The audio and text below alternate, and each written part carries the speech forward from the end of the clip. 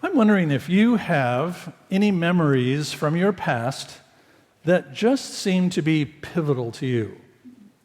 They just don't go away. I have one of those that goes back a long time ago. I happened to be traveling with a group of college students, about 30 of them, and we were in the airport in Rome on our way to Israel to catch a flight. So, we were all kind of packed together, waiting around, bored. They were playing cards. It always amazes me how college students carry cards. Anyway, so there it was, and then suddenly somebody said, "It's Mother Teresa." What? Anyway, you had never seen 30 students move faster than this crowd. Because on the other side of the airport, it was Mother Teresa in a wheelchair, just basically going in, waiting for her own flight. The entire airport was motivated. My students just rushed and just knelt at her wheelchair. Here it is, years and years and years, great memory, huh? And yet it just won't go away. So I'm asking you, do you have memories like that? Maybe it's a conversation that you had with someone, and the words that you heard in that conversation are so memorable, you know they're going to stick with you for the rest of your life.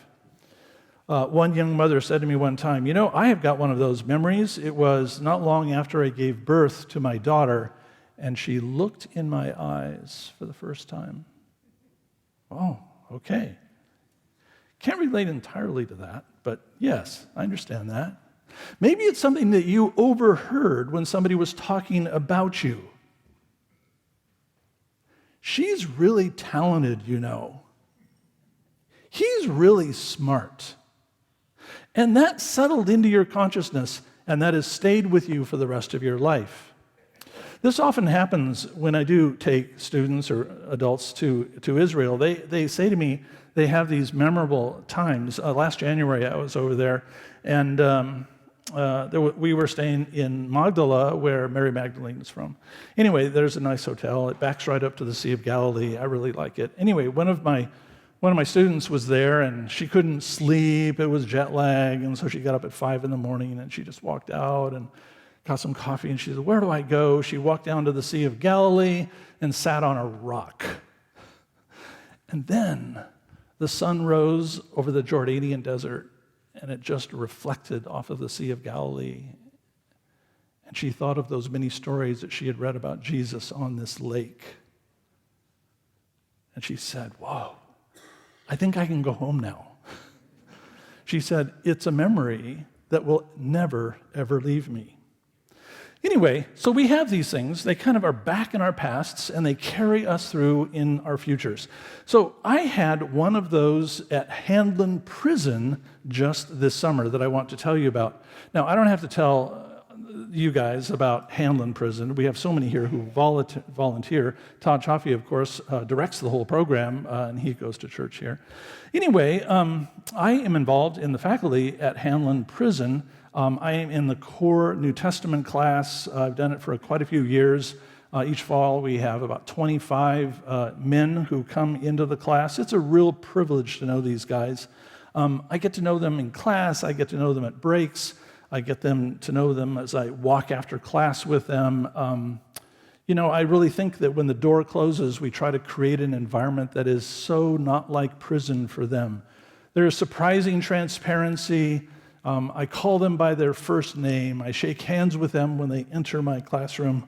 All of this is just so new for them.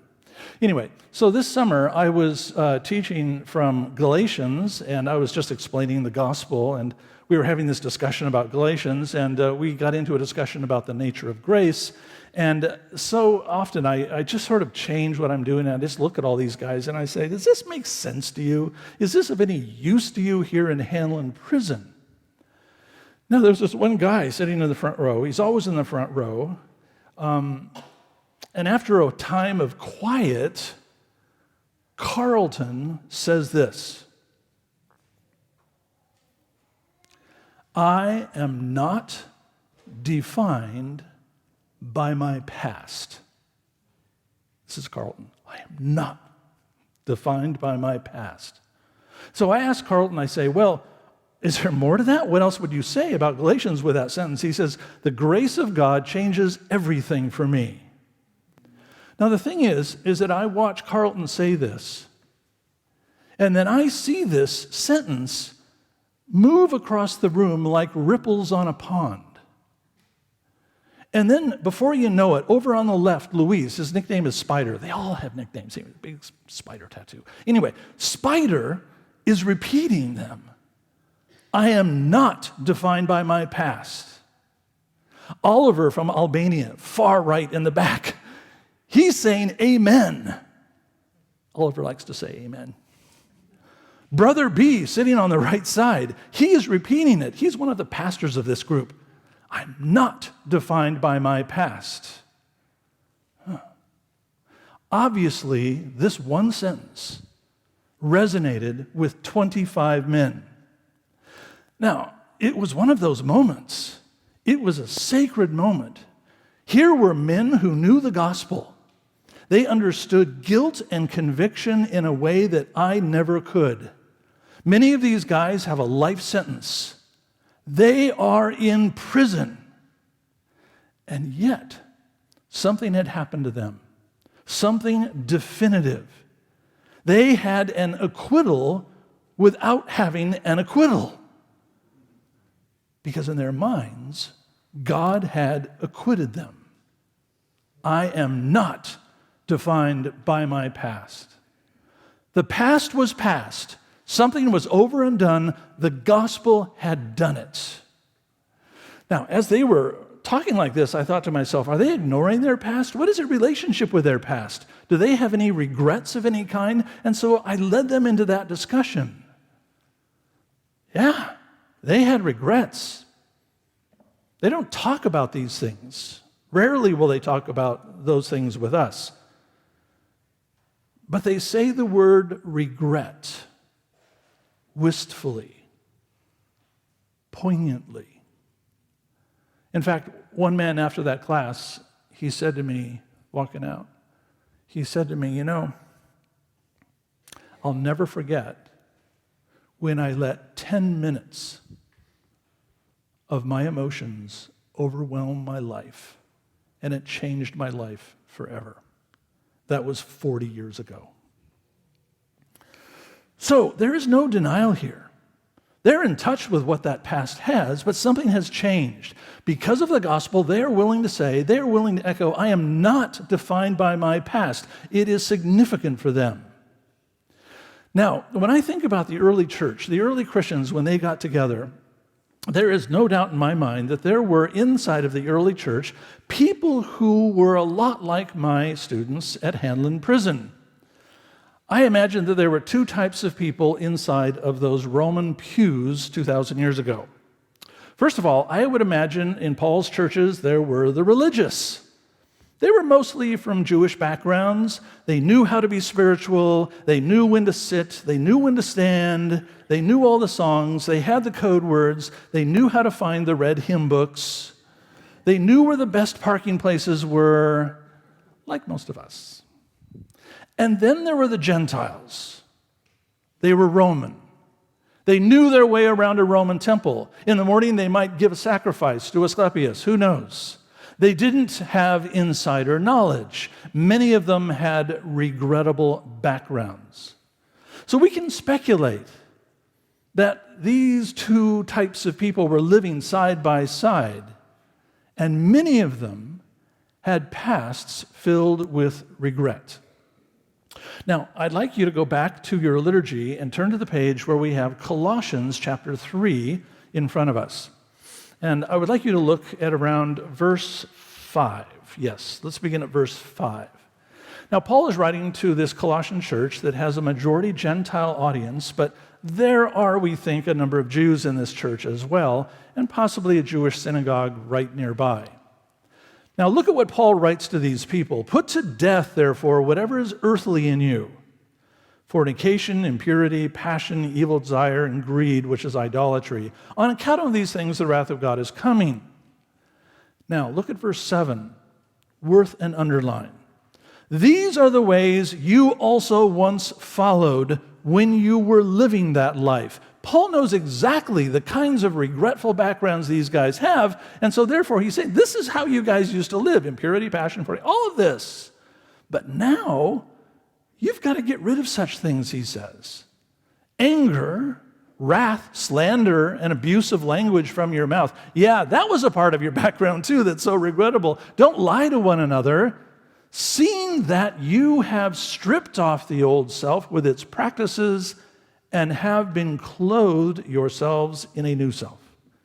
This is being renewed in the knowledge and image of our Creator. In that renewal, there is no longer Greek or Jew, circumcised and uncircumcised, barbarian, Scythian, slave and free, but Christ is all in all. So in other words, Paul is saying, look, your religious status doesn't count. Your cultural status doesn't count. Your racial status doesn't count. We are all in this together. We have pasts, but these are in our past. Now, I imagine that what Paul is doing in this letter is he's reminding the Colossians, and he's saying to them, look, there's got a transition. There's the way you once were, and there's the way you are now, and something has happened to move you to this new place. And I imagine that's true, that since we have Paul's letter to the Colossians, we could say in an imaginative way that Paul is writing to us. I suppose it is true for all of us. More than we like to think, we are like Handlin prison and these Gentiles. I imagine that each of us, at some point in our lives, have done things or said things or thought things, and the memory of those things still echoes. Many of us regret what we have done, or worse, we regret what we have become. And even though we are Christ followers, these echoes and these memories persist, and they impede our growth, and they keep us from going deeper. So as I was in this conversation with this class at Handlin, I sort of moved it to another level with these guys. So I asked them, okay, so if you've got pasts, how do you move forward? How do you grow? How do you go deeper if you have a past that you might regret? When your memories convict you, when your own regrets begin to hold you back, when your own self-assessment is critical and crippling, how do you go forward? I have been reading a really interesting book just this past 2 weeks, and I guess I would commend it to you. It is written by Dane Ortland, the pastor of First Presbyterian Church in Naperville, Illinois. The book is called Deeper. Dane Ortland is asking the question, how is it that you can move from being a Christian sort of at this level to something more profound? Now, Ortland says, well, there are two symptoms, there are two things that stay with us that really do hold us back. He says there are symptoms that stay with us when we have these regrets out of our back, when we have these memories and echoes that stay with us that hamper us down. The first is fear. So Ortland says, we are always on the lookout for those who might unmask us. We know what the catalog is in our past, but might someone unmask us? Might there be people who come around who will confirm what we think about ourselves? So we begin anxiously looking around the world for human approval. Please, will you tell me I'm okay? Ortland says the second thing that evolves in a life like this is idolatry. In other words, we begin to prop up who we are with idols, with pseudo-gods. They give us validation to who we are. And so he says, if you really want to find out what your idols are, just ask yourself this. What in other people do I envy? Where does my mind drift when I'm awake in bed? What do I spend my disposable income on? Ortland says, answer those questions and you'll find your idols. Now, Ortland's book and this entire topic is really about what we call sanctification. And Ortland's book is about the connection between sanctification and justification. I'll explain those in a minute. But what we're trying to ask is, what is the engine that empowers us to move in the right direction?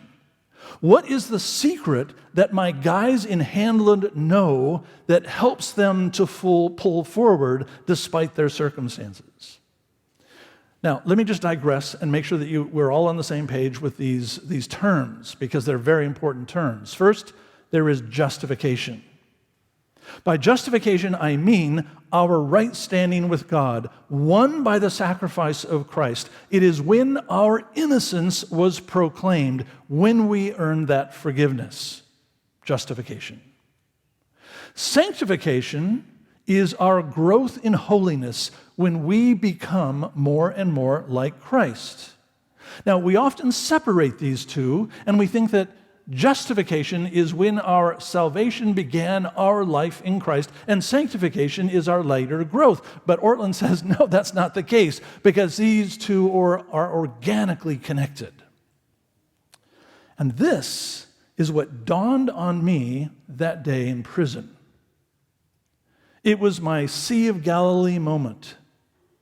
It was what these guys knew, men wiser than myself. The heart of sanctification is the life that feeds on justification. That was written by a theologian named Burge about 100 years ago, but never mind that.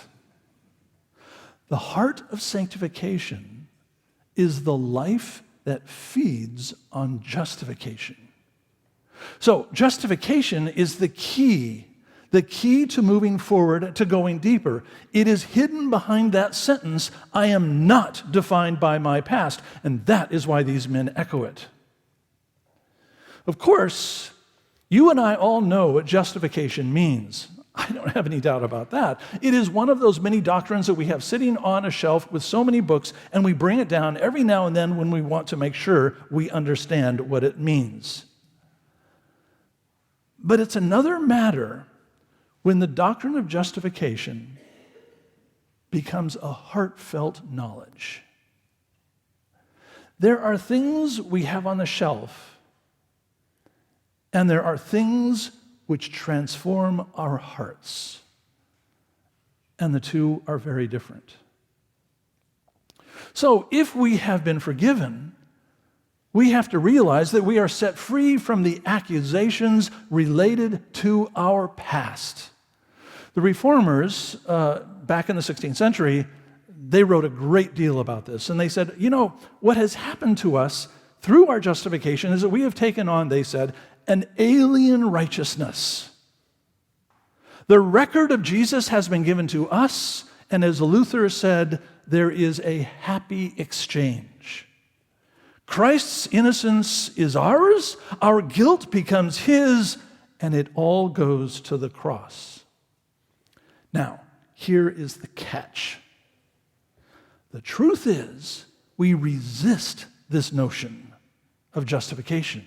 We resist this good news because it feels unnatural. We want to make some contribution. We want to contribute to our standing with God. Therefore, we see our spiritual growth or the strength of our faith as assurance that we are justified. Do you get it?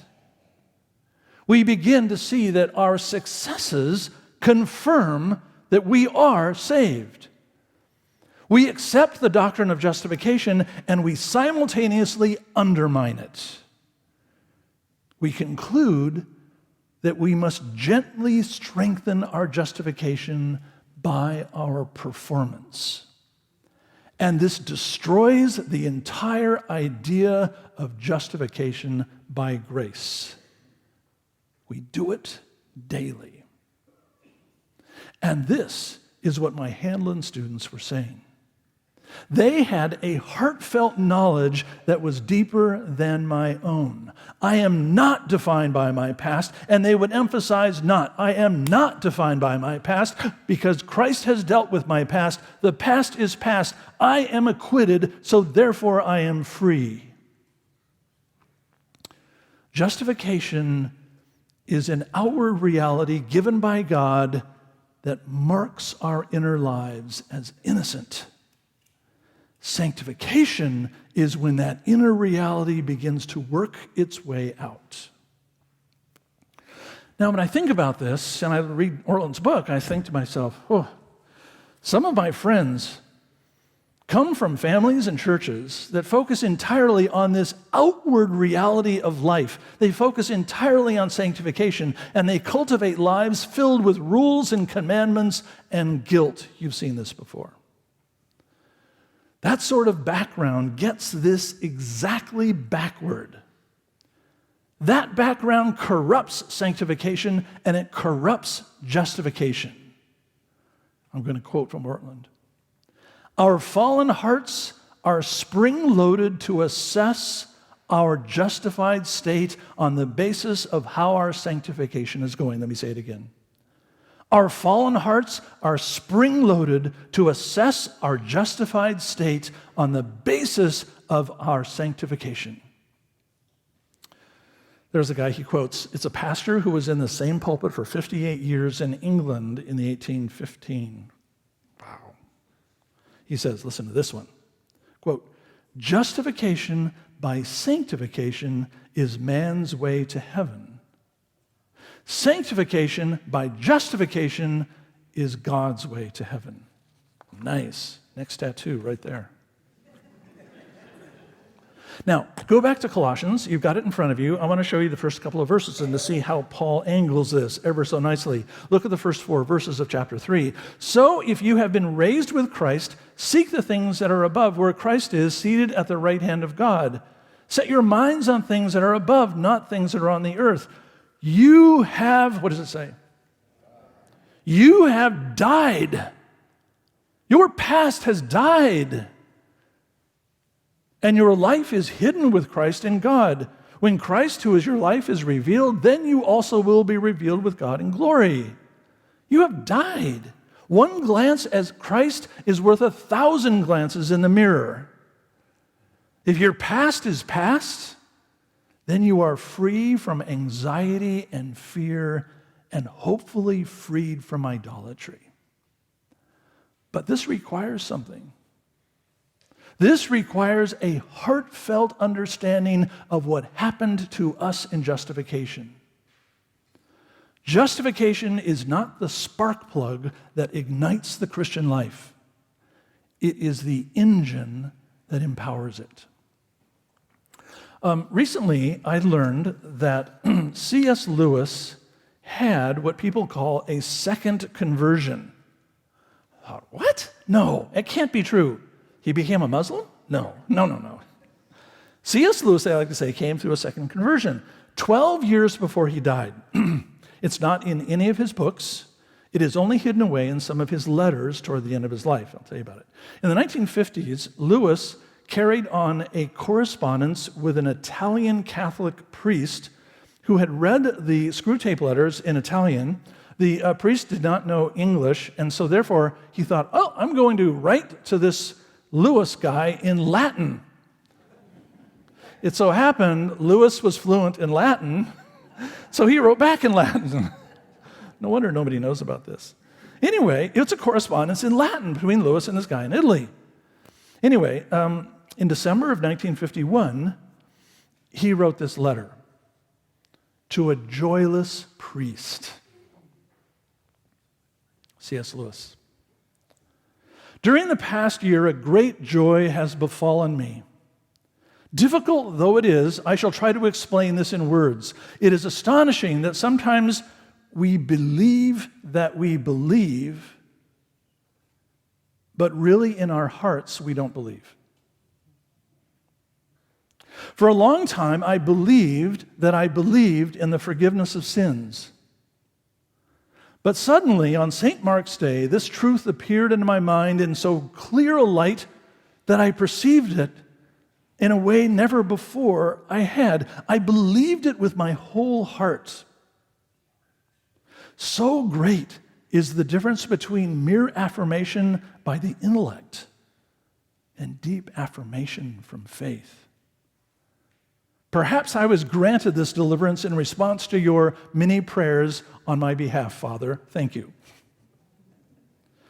But this emboldens me to say something that a layman scarcely should ever say to a priest.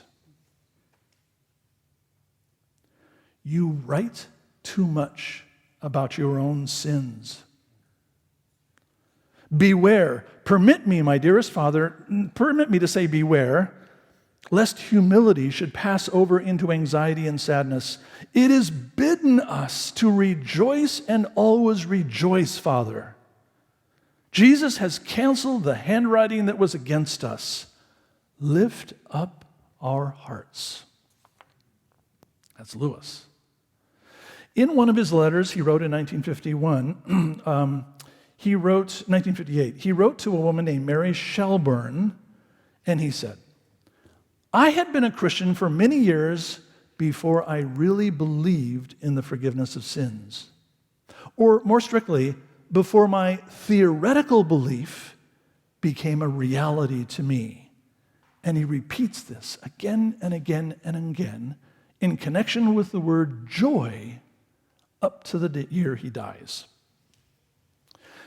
When I think about that, what it means to have heartfelt belief and how it is connected to joy and how our justification emerges in our life to bring good fruit, this is exactly what Carlton and Spider and Oliver and Brother B were saying. The doctrine had become a reality to them. I am not defined by my past. Men who sought acquittal in a way that I will never understand. Here we're talking about their own acquittal. Men in prison who knew regret and guilt and forgiveness best. They knew this one thing well. They had been personally and thoroughly forgiven. And that set them free to become the people they had always wanted to be. They taught me that. Carlton is not defined by his past. Spider is not defined by his past.